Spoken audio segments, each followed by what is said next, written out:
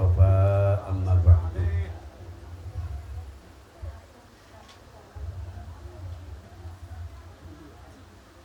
أحباء المحترمون والأعزاء, alhamdulillah wa syukurillah, sama-sama kita hormati murabbi kita, sahibul majlis Al-Habib Hamid bin Abu Bakar Al-Hamid, guru kita bersama Habib Soleh bin Yahya Al-Hamid, Al-Habib Alwi As-Segab, Habib Bustan,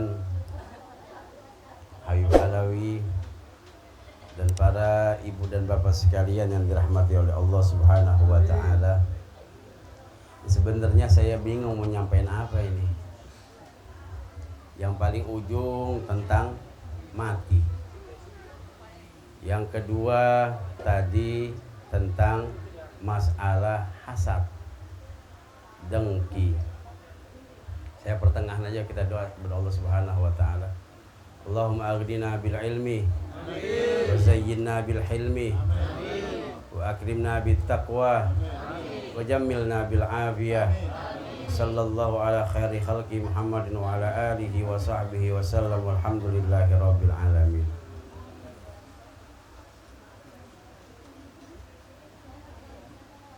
Apa yang disampaikan oleh Habib Soleh tentang masalah kematian tersebut, memang manusia tidak bisa lari dengan yang namanya kematian.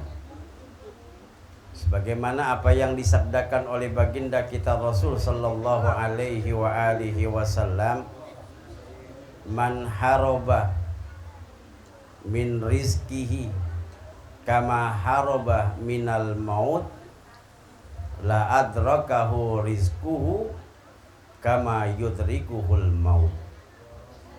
Apabila seseorang itu lari daripada rizkinya sebagaimana dia lari daripada kematian, sungguh rizki tersebut akan menghampirinya sebagaimana kematian pun akan menghampirinya juga.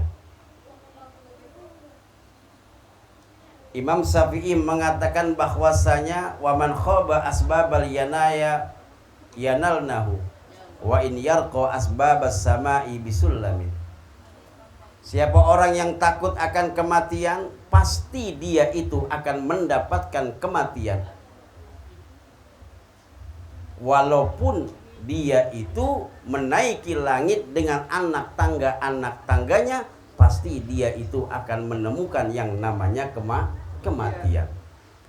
Dalam kitab Mukhtasar Ihya Ulumuddin, babnya bab kematian yang paling ujung, bab Al-Arba'un, itu diterangkan ada seorang yang soleh, ketika itu didatangi oleh malaikat maut. Orang ini adalah ahli ibadah. Kemudian ditanya oleh malaikat maut, bagaimanakah keinginan kamu ketika engkau akan dicabut nyawanya oleh malaikat maut?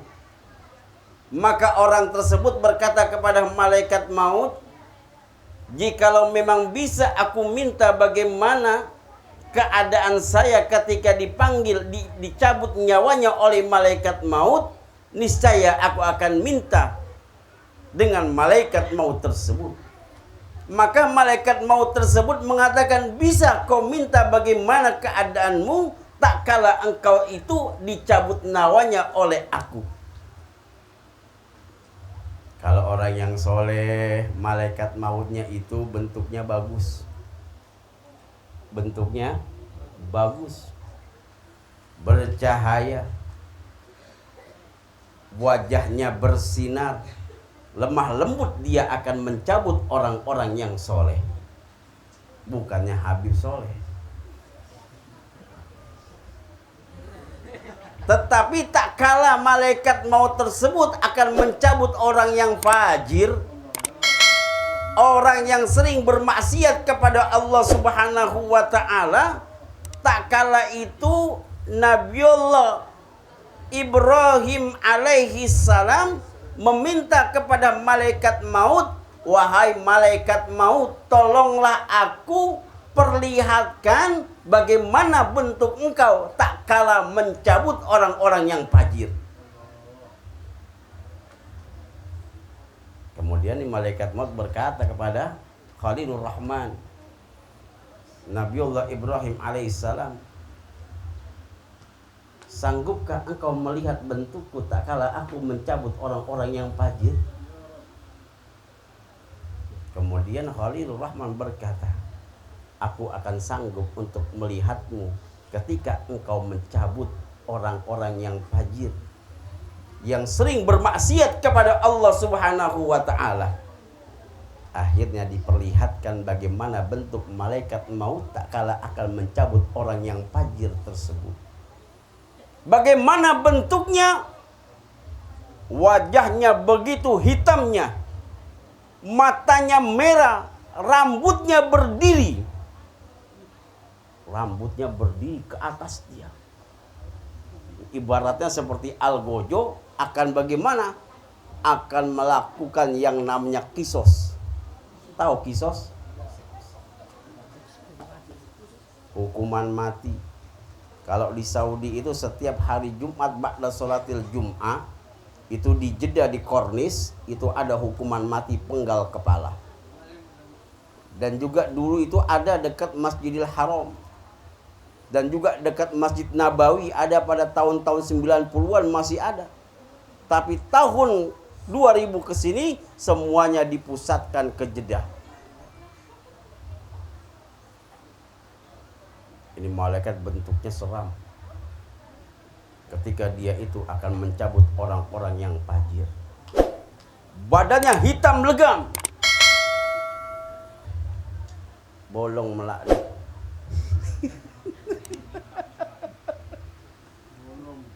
Bolong. Ini bolong begini nih. Jangan ketawa.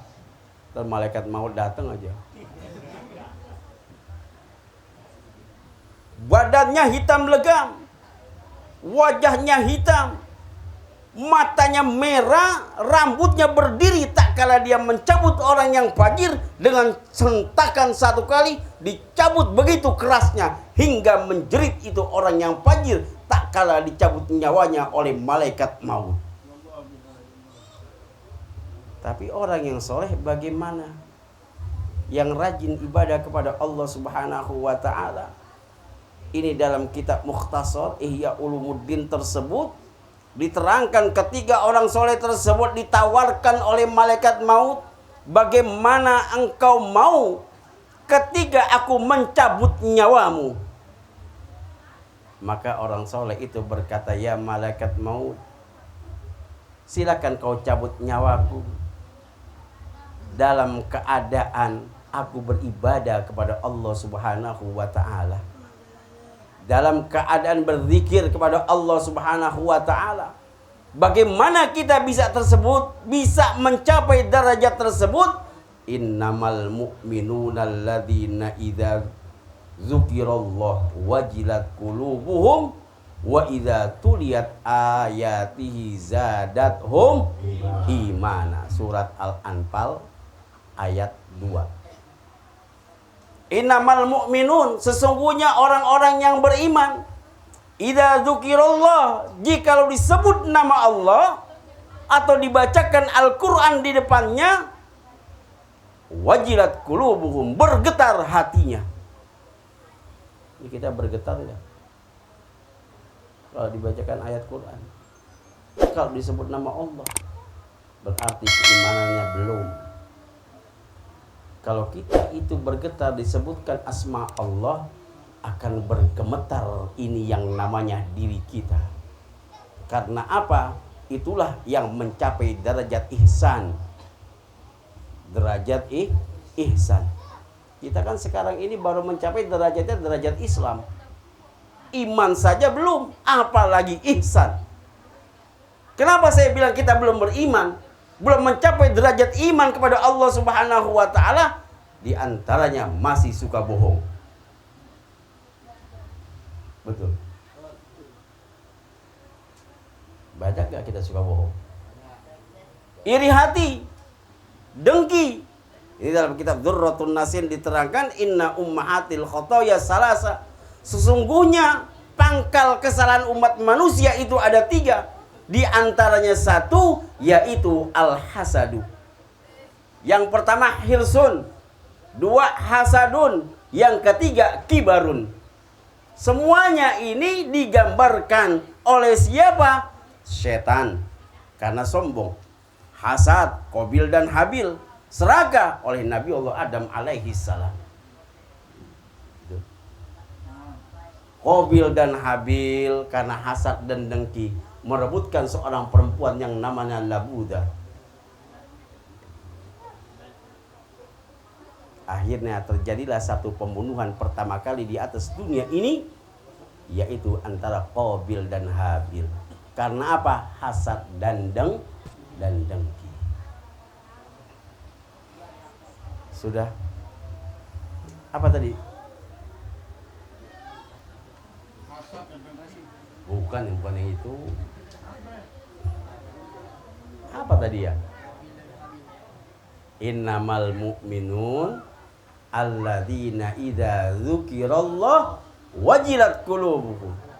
Hatinya bergetar. Makanya kita sekarang ini masih derajatnya derajat Islam. Belum mencapai derajat iman, apalagi ihsan. Kalau ihsan anta'budallah ka'annaka tara fa illam takun tara fa innallaha yarak. Itu sudah derajat ihsan. Kenapa?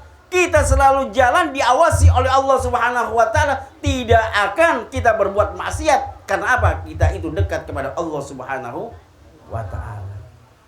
Kalau kita itu jauh panggang daripada api, lebih banyak kita berbuat dosa kepada Allah Subhanahu wa taala daripada kita itu melakukan kebajikan dan kebaikan. Kenapa? Itu dalam kitab yang namanya kitab fikih Al-Muyassar fi Dawil Kitab was Sunnah, babnya babut toharo, yang pertama kali yang mesti dibersihkan yaitu bagaimana kita membersihkan hati. Lebih bagus kita membersihkan hati daripada kita membersihkan jiwa kita. Hati susah kita bersihkan. Ngelihat saudara kita maju, kita iri, kita hasad, kita dengki. Ini hati. Bagaimana ilmu-ilmu Allah itu akan mencapai ke dalam hati kita, sementara hati kita masih diselimuti oleh rasa hasad dan dengki terhadap sesamanya. Oleh karenanya, jikalau kita ingin mati dalam keadaan husnul khotimah, amalkan niat tadi. Ya Allah biha, ya Allah biha, ya Allah bihusnil khotimah. Kenapa ya Allah biha? Bihanya larinya kemana tuh?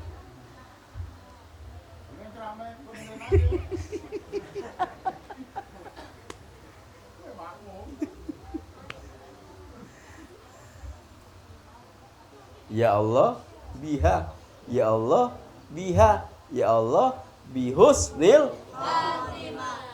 Aidnya kemana Tuhannya? Kembalinya kemana? Nanti tanya Habib Soleh ya. Saya enggak mau buka dulu.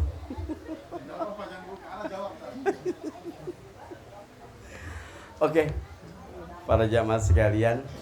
Nah, ini dalam kitab Mukhtasar tersebut akhirnya orang soleh tersebut permintaannya dikabulkan oleh Allah Subhanahu wa taala melalui malaikat maut, dicabut nyawanya dia dalam keadaan bersujud kepada Allah Subhanahu wa taala dan meninggal dalam keadaan husnul khatimah. Dan sekarang ini banyak yang terjadi. Tadi wali kota Bandung Muhammad Odet meninggal dunia, tak kala dia akan naik mimbar menyampaikan khutbah Jumatnya, dia jatuh dan meninggal dunia dalam keadaan husnul khatimah.